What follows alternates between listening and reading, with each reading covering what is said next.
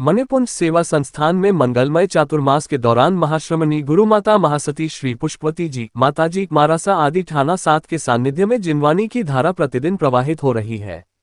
धर्मसभा को संबोधित करते हुए उपप्रवर्तिनी सद्गुरुवर्या डॉक्टर श्री राजमती जी मारासा ने फरमाया कि जब तक जीवन में सही ज्ञान देने वाला गुरु नहीं और गुरु की आज्ञा की पालना श्रद्धा भक्ति विश्वास से नहीं हो पाती, तब तक इंसान का जीवन दुखी, परेशान और तनावग्रस्त रहता है।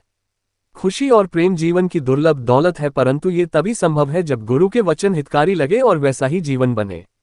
मन और चित्त की शुद्धि करने का वर्षावास का योग सर्वश्रेष्ठ निमित्त है, जिसमें गुरुजनों का सानिध्य मिलने से अज्ञान का अंधकार नष्ट होता है और सम्यक ज्ञान की रोशनी सहजता से प्रकट होने लगती है। यह तय है कि गुरु की आज्ञा मानने वाला कभी दुखी हो ही नहीं सकता। वह स्वयं खुशी व प्रेम से लबालब होकर दूसरों को भी सुकून पहुंचाता है। चातुर्मास में गुरु के सानिध्य से कभी वंचित नहीं होना जीवन के अमूल्य क्षणों को भव्य बनाने ये श्रेष्ठतम अवसर है। साध्वी डॉक्टर श्री राजरश्मि जी मारासा ने फरमाया कि हिंसा सबसे बड़ा पाप है। जो व्यक्ति को पतित करता है वही पाप कहलाता है। जब साधक सही ज्ञान प्राप्त करता है तब राग द्वेष की स्थिति असीमित और एक दिन खत्म भी हो सकती है। फिर जो पाप होंगे उन्हें प्रायश्चित अथवा पश्चाताप से नष्ट किया जा सकता है। इसलिए पापी से नहीं, पाप से घृणा करें। पापी भी उस दिन बहुत बड़ा धर्मात्मा बन सकता है जब वह सम्यक ज्ञान प्राप्त कर लेता है। भगवान महावीर का सिद्धांत जियो और जीने दो परम आनंद की अनुभूति कराने वाला है। ध्यान रखना चाहिए कि प्रमाद पूर्वक किसी के प्राणों को दुख देना हिंसा है और उनसे प्रज्ञापूर्वक बचना हिंसा है। साध्वी डॉक्टर श्री राजरिद्धि जी मारासा ने कहा कि जब तक परिश्रम करते रहोगे जीवन में धन लक्ष्मी के आने का द्वार खुला रहेगा, परंतु जिस दिन संतोष धारण कर लोगे मन की शांति का खजाना हाथ लग जाएगा। धर्मसभा में आज श्रीमती सुशीला लोढ़ा एवं विमलेश जी खटोर ने 6 उपवास के प्रत्याख्यान ग्रहण किए। संघ ने तपस्यार्थियों की हार्दिक अनुमोदना की। इसके अलावा भी आयम्बिल, एकासन एवं उपवास के प्रत्याख्यान भी कई श्रावक श्राविकाओं ने ग्रहण किए। सावन के महीने में यूं तो सभी शिवालयों में शिव भक्तों की भीड़ देखी जा सकती है और सभी शिवालयों की अपनी अपनी धार्मिक आस्था व महत्व है, लेकिन जगत पिता ब्रह्मा जी की नगरी में स्थित कपालेश्वर मंदिर की अपनी अलग ही महत्ता है। सावन के पहले सोमवार के अवसर पर जिला बार एसोसिएशन के अध्यक्ष अशोक सिंह रावत के सानिध्य में केकड़ी बार अध्यक्ष डॉक्टर मनोज आहूजा सहित सैकड़ों शिव भक्तों ने कपालेश्वर महादेव के मंदिर पहुंचकर महंत सेवानंद गिरी के सानिध्य में कपालेश्वर महादेव मंदिर में रुद्राभिषेक करने का सौभाग्य प्राप्त हुआ। रुद्र अर्थात भूतभावन शिव का अभिषेक। शिव और रुद्र परस्पर एक दूसरे के पर्यायवाची हैं। शिव को ही रुद्र कहा जाता है क्योंकि ऋतम दुःखम द्रव्यति नाशयति रुद्र, यानी भोले सभी दुखों को नष्ट कर देते हैं। हमारे धर्मग्रंथों के अनुसार हमारे द्वारा किए गए पाप ही हमारे दुखों के कारण हैं।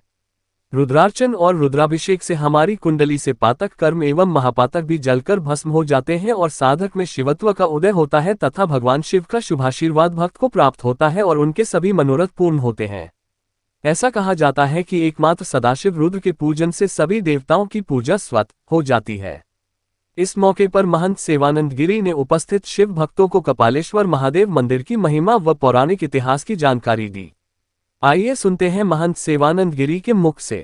3 पुष्प का निर्माण हुआ, किंतु आकाशवाणी ने कहा कि ये पुष्प भूमंडल के जिस भूभाग पे जाके गिरेगा वो यज्ञ करने के लिए सबसे पवित्र भूमि मानी जाएगी। इस हिसाब से वो यहाँ ये पुष्प गिरा और ब्रह्म पुष्कर में फिर यज्ञ का आयोजन करने के लिए जगत पिता ब्रह्मा जी ने निश्चय किया। किंतु यज्ञ में बहुत सारी जिम्मेदारियां होती है, तो अलग अलग लोगों को अलग अलग जिम्मेदारियां दी गई। तो जहाँ विधि का प्रश्न यानी शास्त्र सम्मत क्या है और शास्त्र सम्मत क्या नहीं है, ये विधि मंत्रालय का कार्यभार दिया गया अपने मानस पुत्र नारद को, और यज्ञ का आयोजन हो गया। यानी यज्ञ के लिए संगोष्ठी हुई, बैठक हुई, उसमें ये तय करना था कि भूमंडल के किन किन देवताओं को यहाँ पर यज्ञ में आमंत्रित किया जाना चाहिए। अनेक देवी देवताओं के लिए जब निमंत्रण कार्ड जाने लगा, नाम लिखने लगे, जब भगवान शंकर का नाम आया तो नारद जी खड़े हो गए। कहना इस यज्ञ में भगवान शंकर को नहीं बुलाया जा सकता है, शंकर भगवान को नहीं बुलाया जा सकता। क्यों? कि चिता भस्मा लेप गरलमसनम दिक्पटधर, जो चिताओं का भस्म का लेपन करता है और नग्न दणग रहता है, अशुद्ध रहता है, ऐसा व्यक्ति यज्ञ में आएगा तो यज्ञ भी अपवित्र हो जाएगा। इसलिए शंकर भगवान को यज्ञ में बुलाना उचित नहीं है। और भी अपना शास्त्रीय बहुत सारे तर्क प्रस्तुत किए, तो शंकर भगवान का नाम बुलाने की लिस्ट से काट दिया गया और सारे देवी देवताओं को निमंत्रण पहुंच गया और शंकर भगवान को निमंत्रण नहीं गया। इधर यज्ञ प्रारंभ होने के कुछ क्षण पूर्व नारद जी जो है ब्रह्मलोक जाते हैं। ब्रह्मलोक जाकर वहां ब्रह्माणी को कहते हैं ये कैसे हो, ठीक है। नारद जी को पूछते कि यज्ञ में कितना टाइम लगेगा। नारद जी कहते हैं ब्रह्माणी जी आप आराम से रहिए, आपके पास सूचना आएगी और अभी तो बहुत वक्त लगेगा, अभी यज्ञ की तैयारियों में टाइम लगेगा, मुहूर्त आने में टाइम लगेगा, आपको बुला लिया जाएगा। और इधर नारद जी आकर के तुरंत अपने जो पुरोहित है और ब्रह्मा जी को बुला के कहते हैं कि अभी तुरंत यज्ञ प्रारंभ होना चाहिए और यदि यज्ञ आपके द्वारा तुरंत प्रारंभ नहीं किया जाता तो आने वाले 10,000 वर्ष तक ऐसा शुभ मुहूर्त नहीं आएगा। तो ब्रह्मा जी ने वहां जो जितने पुरोहित थे उन्होंने कहा कि सपत्नीक यज्ञ होता, पत्नी तो है ही नहीं। कहा कि सारी तो जगत पिता ब्रह्मा की सृष्टि है और पत्नी क्या होता है, एक संकल्पित होता है कि संकल्प कर लिया पति पत्नी का, आप जाओ किसी कोई भी पत्नी बना लो। तो कुछ लोगों को भेजा और इधर जो है सावित्री एक लड़की गाय चरा रही थी, उसको ले आए, ला करके उनको ब्रह्मा जी के साथ शादी करवा दी। उसका नाम पड़ा गायत्री। तो उसको यज्ञ में बिठा दिया, यज्ञ प्रारंभ हो गया। जब ब्रह्माणी जी को पता चला कि ब्रह्मा ने दूसरी शादी कर ली और मेरे को यज्ञ में शामिल नहीं किया गया है और यज्ञ प्रारंभ हो गया। ब्रह्माणी आती है, आकाश मार्ग से देखती है कि ब्रह्मा जी दूसरी पत्नी के साथ बैठ करके यज्ञ कर रहे हैं।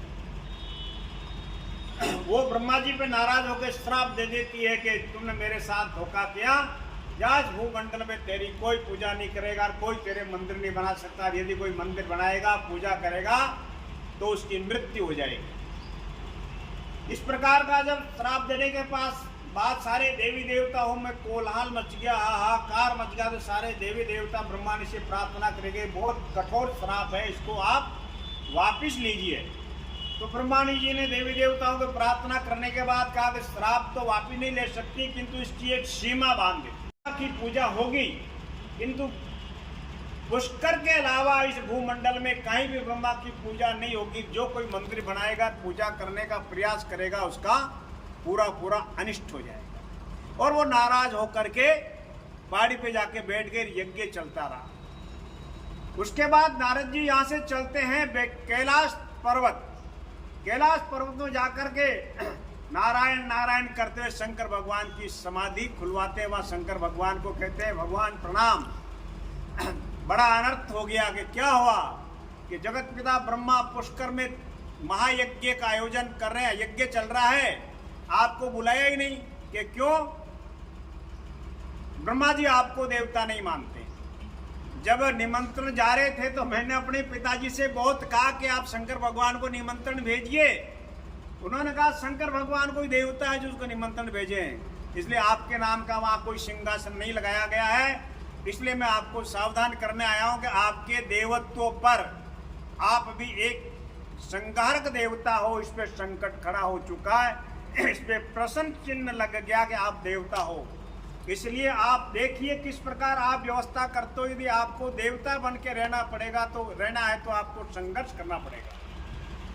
ऐसे ब्रह्मा जी को नारद विभिन्न प्रकार के शब्दों से संबोधित करते हुए ब्रह्मा जी के प्रति आक्रोश पैदा किया और शंकर भगवान प्रकुपित हुए। अपने ग्रह भूत पिशाच ब्रह्म राक्षस वेताल कुष्मान भैरव आदि समस्त गणों को लेकर के वहां से कैलाश पर्वत से पुष्कर की ओर रवाना हो जाते हैं। और यह आते हैं वो आती सीधा जो यज्ञ पे आक्रमण कर देते हैं, यज्ञ को ध्वंस कर देते हैं, ब्रह्मा जी पे भगने लगते हैं। तो कपाली नाम का एक गण था खतरनाक, सबसे खतरनाक गण कपाली नाम का था ब्रह्मा जी का। जिसके धड़ नहीं था, केवल कपाल सिर था। वो ऐसा गण शंकर भगवान के साथ रहता। शंकर भगवान ने निर्देश दिया, कपाली देखो इस ब्रह्मा कहाँ जाता है, कहीं बचना नहीं चाहिए, तो इसका पीछा करो। तो ब्रह्मा जी भगने लगे गगन मंडल से, अलग लोकांतर में गए। लास्ट में विष्णु लोक में जाकर भगवान शंकर से कहा, विष्णु से कहा मुझे बचाइए, मेरे पीछे कपाली पड़ा हुआ है। और शंकर भगवान क्रोधित हो चुके हैं। किंतु एक उपाय है कि जाइए आप उसी पुष्कर क्षेत्र में, आप तुरंत जाकर के वहाँ एक शिवलिंग की, दिव्य शिवलिंग की स्थापना करके पूजा कीजिए, तो भगवान खुश हो जाएंगे। तो वो कपाली गेट के बाहर उनका इंतजार कर रहा था ब्रह्मा जी का। ब्रह्मा जी दूसरे रास्ते से आकर के यहाँ जो है ये शिवलिंग जो है स्थापित कर रही है। जो शिवलिंग है वो कैसा है, स्वयंभू लिंग है। गण गर्जन यानी जब बादल गरजता है तब जो धरती फाड़ कर जो शिवलिंग निकलता है उसको कहते हैं स्वयंभू लिंग, जो अपना धरती से निकलता है, तो वो ये शिवलिंग है। तो यहाँ जब स्थापना करके पूजा प्रारंभ किया तब कपाली को पता चला, तो कपाली यहाँ आ गया उसका पीछा करता करता।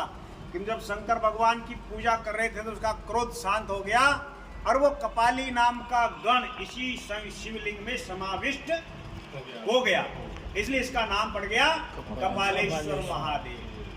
तब ये जो शंकर भगवान कपालेश्वर की स्थापना हुई, ऋषि शंकर भगवान की कृपा से फिर जगत पिता ब्रह्मा जी ने अवशेष यज्ञ को पूर्ण किया। इस प्रकार ये कपालेश्वर महादेव की ये स्कंद पुराण के सृष्टि खंड में कथा का वर्णन आता है। बोले कपालेश्वर महादेव की जय हो।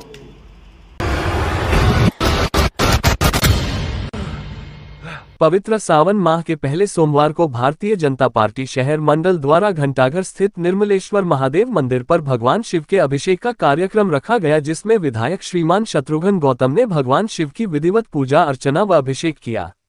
इस अवसर पर व्यापार मंडल द्वारा विधायक महोदय का माला व साफा पहनाकर अभिनंदन किया गया।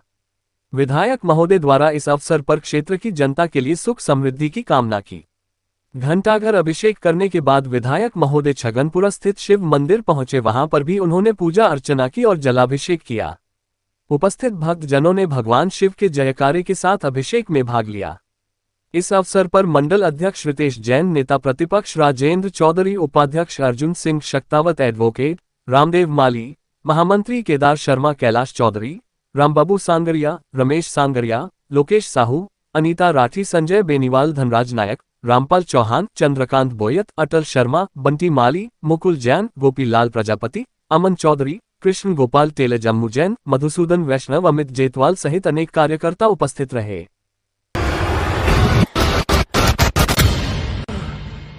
राजकीय जिला चिकित्सालय केकड़ी के ब्लड सेंटर में रक्त की अत्यधिक कमी की सूचना जैसे ही सोशल मीडिया पर प्रसारित हुई, संत निरंकारी मंडल के मीडिया सहायक रामचंद टहलानी ने इसे गंभीरता से लेते हुए मानवीय पहल की मिसाल पेश की। टहलानी की प्रेरणा से उनके प्रतिष्ठान पर कार्यरत युवक विकास कुमार ने गंभीर रूप से बीमार मरीज के लिए बिना किसी हिचकिचाहट के अपना बी पॉजिटिव रक्तदान किया। विकास कुमार के इस रक्तदान से गंभीर हालत में भर्ती मरीज को समय पर रक्त मिल सका और उसकी जान बचाई जा सकी। संत निरंकारी मंडल हमेशा समाज सेवा और मानवता के कार्यों में अग्रणी रहा है। इसी परंपरा को आगे बढ़ाते हुए ये कार्य किया गया, जो कि दूसरों के लिए प्रेरणा बन गया है। चिकित्सालय प्रशासन और मरीज के परिजनों ने विकास कुमार व रामचंद टहलानी का आभार जताते हुए इस सेवा कार्य की सराहना की। इस अवसर पर लोगों ने अपील की कि समाज के प्रत्येक स्वस्थ व्यक्ति को स्वेच्छा से रक्तदान करना चाहिए, ताकि जरूरतमंदों की जान बचाई जा सके। रक्तदान एक महादान है जो जीवन रक्षक बन सकता है। कस्बे के महात्मा गांधी राजकीय अंग्रेजी माध्यम विद्यालय में सोमवार को हरियालो राजस्थान वृक्षारोपण कार्यक्रम अभियान के तहत विद्यालय में वृक्ष लगाए गए। शिक्षक श्रवण लाल गुर्जर ने बताया कि भंवरलाल जाट, एसीबीओ भिनाय, वीरेश कुमार शर्मा, पीईओ बांदनवाड़ा, त्रिलोकचंद भांभी, कार्यवाहक प्रधानाचार्य महात्मा गांधी राजकीय विद्यालय बांदनवाड़ा, देवेंद्र कुमार सांखला, प्रधानाचार्य रेलवे कॉलोनी बांदनवाड़ा, देवेंद्र कुमार शर्मा, भाजपा मंडल अध्यक्ष भिनाय, दावराम शर्मा, पूर्व मंडल अध्यक्ष विक्रम सिंह राठौड़, पूर्व सरपंच एवं सरपंच प्रतिनिधि बांदनवाड़ा, ललित कुमार लोढ़ा, पूर्व उप प्रधान पंचायत समिति भिनाय, नागेंद्र सिंह राठौड़, विधायक प्रतिनिधि हेमराज जाट एसडीएमसी अध्यक्ष अभिभावक शाला परिवार, वृक्षारोपण प्रभारी राजेश कुमार राजपूत, सत्यनारायण बैरवा द्वारा विद्यालय में वृक्षारोपण किया गया। इस मौके पर एसबड़ी ईबीओ भंवर लाल जाट ने मुख्यमंत्री द्वारा चलाए जा रहे अभियान के तहत सभी छात्र छात्राओं एवं शिक्षकों को पौधे वितरण करते हुए कहा कि एक पौधा अपनी मां के नाम लगाकर उन्हें जियो टैग करें एवं जब तक पौधा बड़ा नहीं हो जाए तब तक उनकी सार संभाल करें। इस मौके पर शिक्षक भवानी सिंह राठौड़, जय सिंह, अनुराग चौधरी, संतोष कुमार शर्मा, मोनिका ओबरॉय, साधना मिश्रा, सानू बेगम एवं छात्र छात्राएं उपस्थित रहे।